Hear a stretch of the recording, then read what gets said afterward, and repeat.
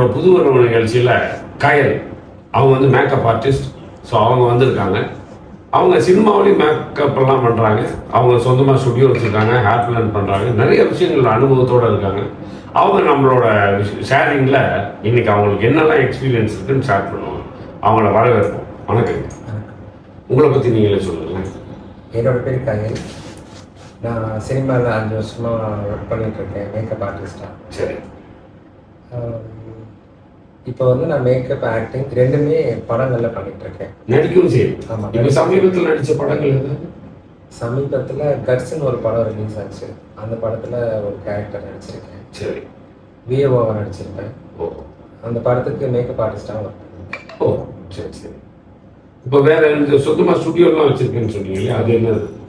அது வந்து பால்வாக்கம்ல இருக்குது. அது வந்து கிளினிக். அது கிளினிக். உங்களுக்கு ஃபுல்லாக அந்த skin treatment, hair treatment, hair fall treatment, இப்போ ஸ்கின் ரிலேட்டடான ட்ரீட்மெண்ட்ஸ் எல்லாமே அது பண்ணுறோம். வெயிட் லாஸ் அது எல்லாமே பண்ணிட்டுருக்கோம். ஓ சரி சரி சரி. நானும் என்னோட அக்காவும் அதை மெயின்டைன் பண்ணிடுறோம். இல்லை உங்கள் ப்ரொஃபஷனல் ஒன்றா இருக்குது, பட் சினிமாங்கிறது வேற ஒரு ஜோனரில் இருக்குது. சினிமா வந்து எனக்கு பிடிக்கும் பர்சனலாக. ஆக்டிங் பிடிக்கும், மேக்கப் ஆர்டிஸ்டாக ஒர்க் பண்ணுறது பிடிக்கும். சினிமாவில் வந்து ஸ்டாண்டர்டாக ரெகுலர் இன்கம் இருக்குது. கண்டிப்பாக. ஷூட் வந்து ரெகுலராக இருக்குது. கண்டிப்பாக. ஸோ அதனால ஒரு பேக்கப்புக்காக என்னோட சிஸ்டர் ஸ்டார்ட் பண்ணி பார்த்துக்கிறாங்க. நான் கூட வந்து சப்போர்ட் பண்ணுறேன். ஆச்சா ஓகே. நாங்கள்லாம் சினிமாவுக்கு வரும்போது ஹேர் ட்ரெஸ்ஸர் அப்படின்னு சொல்லி ஆம்பளை தான் வருவாங்க. இப்போ ஹேர் ஸ்டைலிஸ்ட் லேடிஸ் தான் வருவாங்க. ஆம்பளைங்களே காணும். முன்னாடி இருந்திருக்காங்க, இப்போ கொஞ்சம் அதிகமாக வராங்க ஃபீமேல் மேக்கப் ஆர்டிஸ்ட்டு. நிறைய ஆர்டிஸ்ட் பர்சனலாக பண்ணுறாங்க. அது இல்லாமல் வெளியிலேயும் ஃப்ரீலான்ஸ் பண்ணுறாங்க. பிரைடல் ஒர்க் பண்ணுறாங்க. அது போக மூவிலையும் ஒர்க் பண்ணிட்டு இருக்காங்க. ஸோ சீரியல், மூவி எல்லாத்துலேயுமே இப்போ அதிகமாக ஒர்க் பண்ணுறாங்க. ஒரு காலகட்டத்தில் இப்போ டிரான்ஸ்ஜெண்டர் அப்படின்றவங்களை வந்து பெருசாக நம்ம வந்து க்ளோஸராக பார்க்க மாட்டாங்க. இப்போ அந்த நிலையெல்லாம் மாறிடுச்சு. இப்போ எல்லாரும் ஓரளவுக்கு வந்து ஈவனாகவே வந்து ஈக்குவலாக எல்லா பிளேசஸ்லையும் இருக்காங்க. ஸோ இந்த மாற்றம் அப்படிங்கிறது உங்களுக்கு எப்போ இருந்து கிடைச்சது? எதனால் இந்த சந்தோஷம்? இது ஏன் இந்த நிலைப்பாடு உங்களுக்கு என்ன தோணுது? மாற்றம் அப்படின்னா இப்போ முன்னாடி மாதிரி இல்லை. இப்போ ஒரு 10 இயர்ஸ்க்கு முன்னாடி திருநங்கைகளோட நிலைமை வேறு மாதிரி இருந்துச்சு. இப்போ நிறைய அவேர்னஸ் வந்துச்சு, நிறைய அக்செப்டன்ஸ் வந்துச்சு. ஸோ திருநங்கைலாம் என்னன்றது பப்ளிக் நிறைய பேருக்கு தெரியும். இப்போ உள்ள யங் ஜென்ரேஷனுக்கு இருக்கட்டும், மீடியா ஃபீல்டில் குறிப்பாக நல்லாவே தெரியும். ஆமாம், மற்ற ஃபீல்டை விட சினிமா ஃபீல்டில் வந்து திருநங்கைகள் டெக்னீஷியனாக ஒர்க் பண்ணுறவங்க அதிகமாக இருக்காங்க. டைரக்ஷனாக இருக்காங்க. இப்போ நான் மேக்கப் ஆர்டிஸ்டாக இருக்கேன். எனக்கு தெரிஞ்ச நிறைய பேர் மேக்கப் ஆர்டிஸ்டாக இருக்காங்க, ஆக்டிங் பண்ணிட்டு இருக்காங்க. ஸோ அந்த முன்னாடி இருந்த மக்களோட மைண்ட் செட் மாறினதுனால நிறைய ஆப்பர்ச்சுனிட்டி இப்போ கிடைக்கிது. அதனால நிறைய பேர் புதுசாக வந்து ப்ரொஃபஷ்னலாக படிச்சுட்டு கற்றுக்கிட்டு இப்போ வேலை பார்க்குறாங்க.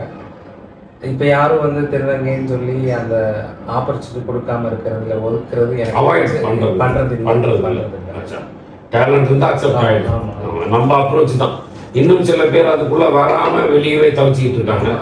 அவங்களுக்கு கைட்னஸ் இல்லை, அவேர்னஸ் அவங்களுக்கு கிடைக்கலன்னு தான் சொல்லணும். எனக்கு தெரிஞ்ச சினிமாலெல்லாம் பார்த்தீங்கன்னா வந்து மேல், ஃபீமேல், டிரான்ஸ்ஜெண்டர் பார்க்கறது இல்லை. அவங்களுக்கு டேலண்ட்டு, ஸ்கில் இருக்கா, எக்ஸ்பீரியன்ஸ் இருக்கா, அதை மட்டும்தான் பார்க்குறாங்க. ஏன்னா நான் இதுவரை நான் ஒர்க் பண்ண ப்ராஜெக்ட் எல்லாத்துலேயுமே டைரக்டர்ஸ் எல்லாமே ரொம்ப சப்போர்ட்டிவ், நிறைய என்கரேஜ் பண்ணுறாங்க. ஒரு 95% வந்து பாசிட்டிவாக தான் நான் பேஸ் பண்ணியிருக்கேன். ரொம்ப ரேராக 1-2 பேட் எக்ஸ்பீரியன்ஸ் இருக்கும். அது அந்த பழைய ஆட்கள் அந்த பழைய மைண்ட் செட்லேயே எங்களை பார்க்குறதுனால அவங்க இருக்கும். இப்போ நான் ஒரு ஷூட்டில் புதுசாக ஒரு ப்ராஜெக்டில் கமிட் ஆகி ஒர்க் பண்ண போகிறேன்னு வச்சுக்கோங்க, அவங்க திருநங்கையில் அந்த மாதிரி ஒர்க் பண்ணி பார்த்துருக்க மாட்டாங்க. அப்போ வந்து ஃபஸ்ட்டு ஆச்சரியமாக பார்ப்பாங்க. அப்புறம் நான் ஒர்க் பண்ணதை பார்த்ததுக்கப்புறம் அவங்க புரிஞ்சுப்பாங்க. சூப்பர். அந்த மாதிரிலாம் இருக்கும். இல்லை முதல்லாம் வந்து கிண்டல் கேள்வியெல்லாம் நிறைய பண்ணுவாங்க. ரோடுகளில் எப்பயாவது பார்ப்போம், பார்த்ததுமே கிண்டல் பண்ணுவாங்க. இப்போ அதெல்லாம் இல்லை. இதெல்லாம் மாறிடுச்சு. இவங்களும் ஓரளவுக்கு வந்து கொஞ்சம் ஒரு மாதிரி ரக்கடாகவே இருந்தாங்க. இப்போ அதெல்லாம் கொஞ்சம் குறைஞ்சிருக்குன்னு தோணுது. தியேட்டருக்கு வரதே பெரிய ஆச்சரியம். அப்படி இருக்கும்போது உங்களுக்கு என்ன சம்பளம் கிடைக்கும்? அதான் சொல்றேன், ஃபிக்ஸடா சொல்ல முடியாது. இப்போ நார்மலாக நீங்கள் ஒரு நல்ல போறேன்னு சரி, பெர் டே வந்து மினிமம் ஒரு 2-5 பே பண்ணுவாங்க. ஆச்சா, எல்லாம் நீங்கள் உங்கள் அசிஸ்டன்ட்லாம் சேர்த்து? ஆமாம், சில நேரம் ஒரு ஆள் போதும்னு சொல்லுவாங்க. ஏன்னா அடிஷ்னலாக வரவங்களுக்கு சேலரி கொடுக்க முடியாது. மினிமம் ஒரு 3K ஸ்டார்ட் ஆகும் சேலரி. இல்லை ஒரே ஆள் போனீங்கன்னா எவ்வளோ தருவாங்க? 2 பேர் போனால் 2-5. இல்லை ஒரே ஆளுக்கு தான் சொல்கிறேன். ஆச்சா, அடிஷ்னலாக வந்து அவங்களுக்கு தனியாக பே வாங்க. அதை எவ்வளோ தருவீங்க? அவங்களுக்கு ஒரு 1500 2000 அது போக ட்ராவலிங் அலவன்ஸ் சரியாக கொடுப்பாங்க. அது தனியா? ஓஹோ சரி. அது எவ்வளோ வாங்குவீங்க? இப்போ என்ன அது ஓகே ஓகே. இது அவுட்டோர்லாம் போயிட்டா ட்ராவல் கிடையாது. ஆமாம். ஆனால் அது இதே மாதிரி அமௌண்ட்டு தான் 2500 453 இந்த மாதிரி தான். ஸோ இந்த மாதிரி தான் வரும் இல்லையா?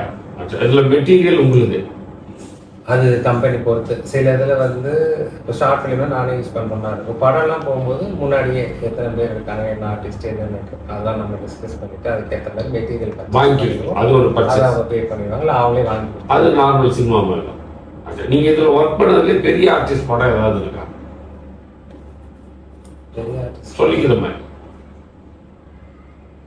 நான் ஃபஸ்ட்டு கரியரில் சினிமாவில் என்டர் ஆகும்போது ஒர்க் பண்ண பெரிய படம் வந்து சுந்தர்சி சார் படம் வந்தால் ராஜா இருக்காங்க. அப்போ வந்து நான் அசிஸ்டண்டாக ஒர்க் பண்ணேன் சிம்பு சார். சரி. அதுதான் நான் பெரிய ஸ்டார்னா அவர் தான். மற்றபடி எல்லாம் அப்கமிங் ஆக்டர் ஆர்டிஸ்ட்டு. நீங்கள் சீஃப் ஆனதுக்கு பிறகு எந்த ஃபெமிலியர் ஆக்டரோட படங்களுக்கும் பண்ணல? ஒரு இதில் வந்து வாணிபோஜன் நான் அவங்களுக்கு ஒர்க் பண்ணேன், ஃபீமேல் ஆக்ட்ரஸ். ஆமாம். இப்போ வந்து இப்போ வர ப்ராஜெக்ட் நிறைய யூடியூபர்ஸ் இன்ஸ்டாகிராமில் ஃபெமிலியாக இருக்கும்போது வராங்க நடிக்கிறது. ஓ. ஸோ அதனால அப்படி போயிட்டு இந்த யூடியூபெல்லாம் ஷூட்டிங் பண்ணிங்கன்னா என்ன தருவாங்க? யூடியூப்லாம் நிறைய பண்ணுறாங்க இல்லையா, ஷார்ட் ஃபிலிம் அதுக்கெல்லாம் அவங்கெல்லாம் இதே மாதிரி கொடுப்பாங்க, அதே கொடுப்பாங்க. அவங்களுக்கு அவ்வளோ இன்கம் இருக்காதுல்ல? அது தெரியல. பட் ஆனால் மினிமம் நாங்கள் இவ்வளோன்னு நாங்கள் சொல்லிடுவோம். ஏன்னா எங்களுக்கு வேலை பார்க்குறதுக்கு மெட்டீரியல்ஸ் எல்லாம் நாங்கள், ஸோ அதனால் மினிமம் இவ்வளோ நாங்கள் சொல்லிடுவோம். அதுக்கேற்ற மாதிரி அவங்க அங்கே நிறைய பேர் இருப்பாங்களா, கம்மி ஆர்டிஸ்ட்? மேக்ஸிமம் கம்மியாக படம் போனால் தான் உங்களுக்கு நிறைய ஆர்டிஸ்ட் இருப்பாங்க. சின்ன சின்ன ஷூட்லாம் ஒருத்தர் 2 பேர் அந்த மாதிரி தான். சரி சரி. இப்போது நான் வந்து சினிமாக்காரன் செல்லுலாய் கம்பெனிக்கு வந்திருக்கேன். நான் வந்து மேக்கப் ஆர்டிஸ்ட்டாக வந்து மேக்கப்பில் என்னென்ன அனுபவம் இருக்குன்றது கேட்டு தெரிஞ்சுட்டாங்க. அது இல்லாமல் இவங்க நம்ம சினிமாவில் இருக்க எல்லா டிபார்ட்மெண்ட்லேயுமே புதுசாக அப்கமிங்காக வர்றவங்க, இன்ட்ரெஸ்டடாக இருக்கிறவங்க, வேறு தப்பான லைனில் போயிடக்கூடாதுன்றதுக்காக ஒரு கைட் பண்ணுறதுக்காக இவங்க சப்போர்ட் பண்ணுறாங்க. ஸோ எங்கள் கம்யூனிட்டிலேருந்து இன்னும் நிறைய திருநங்கை மக்கள் வர்றோம், வந்து ஆக்டிங்காகவோ இல்லை வேறு எந்த ஒர்க்காக இருந்தாலும் சரி, அதுக்கு வந்து தாராளமாக இவங்களுக்கு வந்து எப்படி எங்களுக்கு போகிறதுன்னு தெரியலன்னா இவங்களை அப்ரோச் பண்ணுங்கள். அப்ரோச் பண்ணிங்கன்னா அவங்களுக்கு கைட் பண்ணுவாங்க. டைரக்ஷன், ஆக்டிங், மேக்கப்பு, காஸ்டியூம் எல்லாத்துலேயுமே எங்கே போகணும், யாரை அப்ரோச் பண்ணணும்னு தெரியாமல் இருக்க திருநங்கை, புதுசாக வர திருநங்கை, சினிமாவில் ரொம்ப இன்ட்ரெஸ்டடாக இருக்கிறவங்க தாராளமாக இந்த கம்பெனியை அப்ரோச் பண்ணலாம். அவங்க உங்களுக்கு எல்லா வகையிலும் கைட் பண்ணுவாங்க, சப்போர்ட் பண்ணுவாங்க. எங்கள் கம்யூனிட்டி மக்கள் இல்லாமல் மற்ற ஆண்கள் பெண்கள் எல்லாருமே புதுசாக ஆக்டிங் ட்ரை பண்ணுறவங்களும், ஜூனியர் ஆர்டிஸ்டாக ஆக்டிங், கேரக்டர் ஆர்டிஸ்ட்டாக பண்ணணும்னு நினைக்கிறவங்க எல்லாருமே வரலாம். அதாவது எங்கே போகணும், யார் அப்ரோச் பண்ணணும், ஆனால் சினிமா பிடிக்கும்னு நினைக்கிறவங்க தாராளமாக இங்கே வாங்க, வந்து அப்ரோச் பண்ணுங்கள். உங்களுக்கு என்னென்ன டவுட் இருக்குது, உங்களுக்கு எந்த மாதிரியான சப்போர்ட் வேணுன்றதை அவங்க உங்களுக்கு கண்டிப்பாக பண்ணி கொடுப்பாங்க. ஸோ எனக்கு வந்ததில் ரொம்ப ரொம்ப சந்தோஷம். இது மாதிரி நிறைய பேர் வரணும், நிறைய பேர் அப்ரோச் பண்ணணுன்றதை நான் கேட்குறேன். கயல் அவங்கள வந்து நம்ம மீட் பண்ணுறதுக்கு முன்னாடி அவங்கள பற்றின பெரிய தாட்ஸ் இல்லை. ஆனால் அவங்க வந்ததுக்கு பிறகு அவங்க வெறும் மேக்கப் ஆர்டிஸ்ட் மட்டும் இல்லை, சினிமாவில் இருக்கிற எல்லா துறைகள் மேலேயும் ஒரு இன்ட்ரெஸ்ட் இருக்குது. அவங்களுக்குள்ள இன்னொரு ஃபயர் இருக்குது, உள்ளுக்குள்ளே எதையாவது செஞ்சு சாதிக்கணுங்கிற ஒரு ஃபயர். இந்த சமூகத்தில் மேல் ஃபீமேல் டாமினேட்டட் அப்படிங்கும்போது இந்த தேர்ட் பர்சனாலிட்டி அப்படின்ற இவங்களை வந்து ஒரு டீக்ரேடாகவே பார்ப்பாங்க. ஆனால் இதையெல்லாம் உடச்சிட்டு நான் வரேன், எனக்குள்ள அவ்வளோ ஆதங்கம் இருக்குது, ஆசைகள் இருக்குது, லட்சியம் இருக்குன்ற மாதிரி ஒரு கனவு வெறியோடு அவங்க வந்து இருக்காங்க. பட் அவங்க வெளிப்படுத்துகிற விதம் வந்து ரொம்ப சாஃப்ட் நேச்சராக இருக்குது. ஆனால் உள்ளுக்குள்ளே ஒரு ஃபயர் எரிஞ்சிக்கிட்டே இருக்குது. கண்டிப்பாக அவங்க இந்த துறையில் மட்டும் இல்லை, அவங்க கையில் இருக்கிற எந்த துறையிலையும் சாதிப்பாங்கன்றது அவங்கக்கிட்ட பேசி பழகின விதத்தில் எனக்கு தோன்ற ஒரு நம்பிக்கை. அவங்க ரொம்ப சீக்கிரம் சினிமாவுக்குள்ள எல்லா துறைகளையும் சாதிக்கிறதுக்கு சினிமாக்காரன் செல்லுலாய் கம்பெனியோட வாழ்த்துக்கள். நன்றி.